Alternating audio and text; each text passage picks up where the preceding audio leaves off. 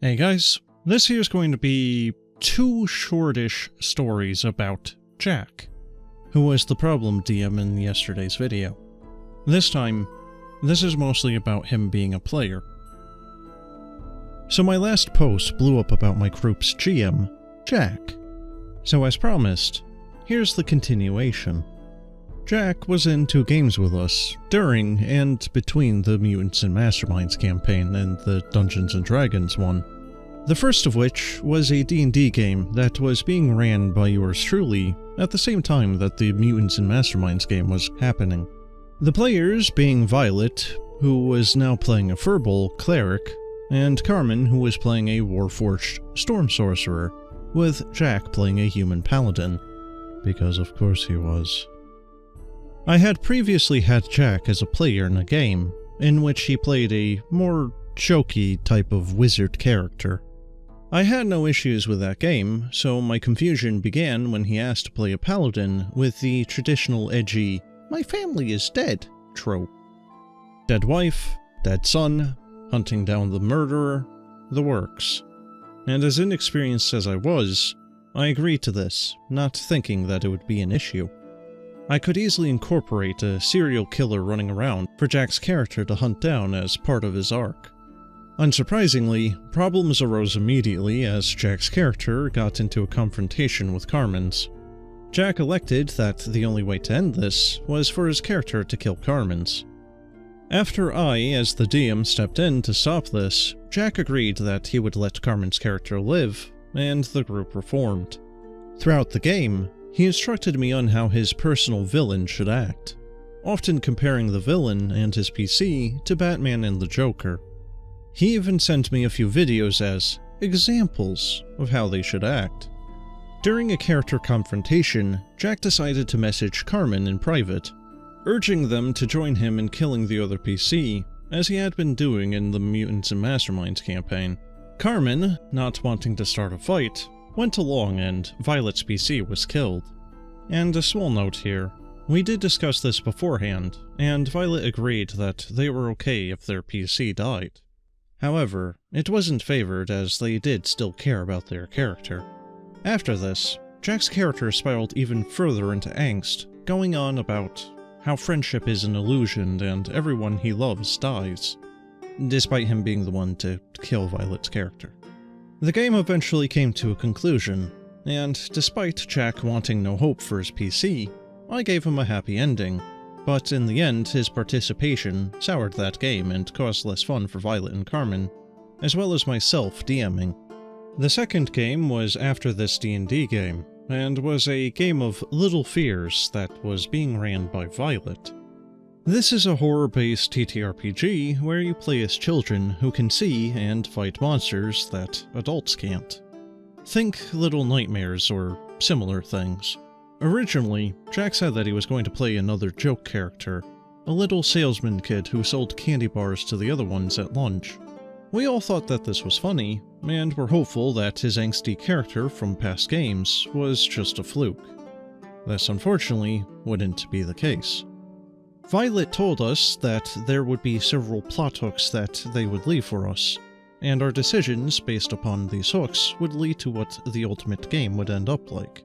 Jack took this upon himself to grab the first plot hook available as his character, in order to help Violet GM. And to note, Jack was the only other person there, besides one other PC that was following him that was being controlled by a new player, Mac, leaving no option from Carmen or I in this choice. And due to Jack beginning the plot before meeting with the other PCs, I subsequently was unable to play my character for a majority of 3 sessions. And after the first monster encounter, Jack decided it would be a good idea for his character to become traumatized immediately, becoming once again very angsty. He quickly warped his character into a mini version of his D&D PC through this. And during this campaign, Jack's PC would frequently make other game-changing decisions, self-appointing his PC as the leader, despite none of the other PCs agreeing to this, and he would frequently make decisions on his own without consulting the other PCs. And if there were consequences that the team disliked, he would complain. Jack and Carmen's PCs ended up in several arguments because of this. This eventually led to Jack messaging Carmen about how bad their character was, and how he hated the character. Eventually just leading to Carmen killing off the PC to get him to stop. And due to the nature of their PC's death, my PC grew a dislike for Jack's. And Jack continued to try and act as a leader, despite the majority of the group being in disagreement. Jack even went so far as to call himself the smartest and the most important character. And he would get annoyed if the other characters didn't immediately love him for him trying to do a single thing for them. Later on, Jack's actions led to the death of 2 NPCs, and in reaction to this, his character began to fluctuate between blaming everyone else but himself, and saying that it was all his fault in an attempt to get the others to feel bad for him. This would depend on whichever suited the moment best, but at this point, the other characters were done with his actions and simply worked on the same team to defeat the BBG. Not as friends, but because they simply needed another person.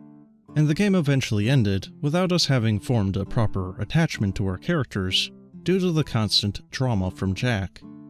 To add to this, there's another person who has had an experience with this, who has shared their story.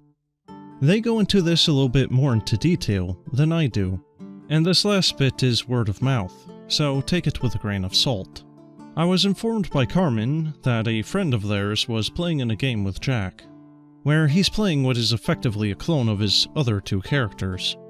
Along with this, during a side quest in the same world when the party had to make new characters, he recreated the same character, but with just a different name. And during that game, he allegedly made several inappropriate comments about sexually assaulting an NPC, as well as referring to a group of NPCs in a room as sex slaves, which they very much weren't. We're all quite happy to be done with the games that we played together with him. And thus ends the saga of Jack. Or, well, it kind of does, as I'm going to read that other person's story on this. Hey there, I'm the player that Carmen mentioned. I would use my main account, but it's basically my real name, and I don't want to dox my friends. Jack and I are in a D&D campaign together, and we're in a big city. Think Republic City from Legend of Korra. And we're playing as fantasy detectives. My character's name is Allah, and his is Lokar. Jack is playing a dark, brooding detective who has a hatred of criminals, and prefers to work alone, which doesn't match all that well when you're in a group together. It started out relatively well, doing fantasy detective work, up until Jack started making some weird comments here and there. Things like, "Oh, I don't think your character would do that." Or trying to retcon things that the DM said that didn't benefit Lokar. And he would do this constantly, and didn't like it when our characters made decisions that he didn't approve of. One particularly annoying example was when on the second session, my character decided to go on a date with an NPC, and Jack objected, saying that it wasn't in her character to go on this date, since she doesn't seem like the type to date a man. This was despite the fact that, during Session 0, I said that Allah is only attracted to men. A breaking point for me was about 5 months into the campaign. At that point, I had shared Allah's backstory, and how she had accidentally trapped her family in another dimension, and she didn't know if they were alive or dead for decades, but she still went through terrible grief about it. She wanted to bring them back, but realistically, she knew that there was nothing that she could do, and she tried her best to move on. And in the previous session, Lokar's family was murdered by one of the city's gangs, the Greens. This upset Lokar greatly, and Jack decided that the best way to deal with this was essentially to become a murder hobo. He would try to kill important leads in our investigations, as well as going out at night and killing anyone Lokar suspected of being a criminal. We were able to talk him down from killing important NPCs for the most part, and my character asked him to walk over to a pier to have a chat.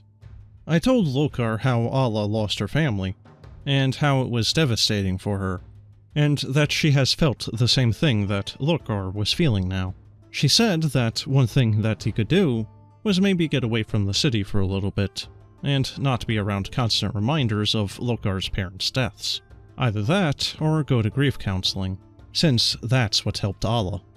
It was at this point that Jack said, "I don't think that Alla would say that. She doesn't know what it's like to experience loss." And that he didn't have any other choice but to go on a quest to murder every single criminal in the city. At this point, I grew incredibly frustrated and yelled at him, saying that he wasn't a team player and that he didn't listen to any of us, even when he asked us for advice, and that if he continued on this futile and harmful quest, it would destroy him, and he wouldn't be welcome at the agency. I did this in character, mind you. I got a point of inspiration for it. After this, Jack said, "Well, maybe you're right. Maybe you do know something after all." Things escalated when our characters went to a university to follow a lead, and we were all in an elevator. It opened, and our DM described it as a large room of people. Jack immediately said afterwards, "Oh, so they're sex slaves." To which the DM immediately clarified that they were not, in fact, but students in a library, and everyone in the party collectively said, "What the heck, Jack?" His reply was just, "What? I mean, they could have been." At which point the party quickly tried to move on. Another moment that was quite upsetting was when Jack and the party interacted with an NPC named Yelana, which was the agency's resident weapons and tech expert. Jack took quite a liking to Yelana, and would make romantic comments about her just about every time that we interacted with her. The DM said that Yelana wasn't interested in a relationship with anyone, but I guess Jack missed that part. Jack then asked the DM if he could make a persuasion check to try to make Yelana fall for him, at which point the DM politely explained that persuasion is not mind control. To this, Jack then said that he would have to show his love in another way, if you know what I mean. To which the DM and party again said what the heck. About 4 months passed, and Jack was still making comments about Yelana.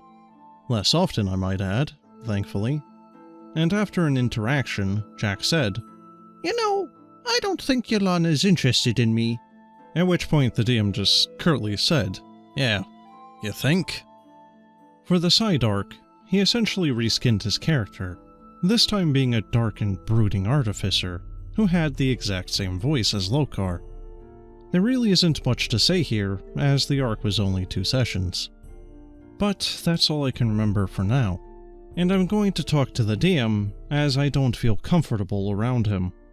I reached out to one of the other players, and they feel the same way, so hopefully everything ends well.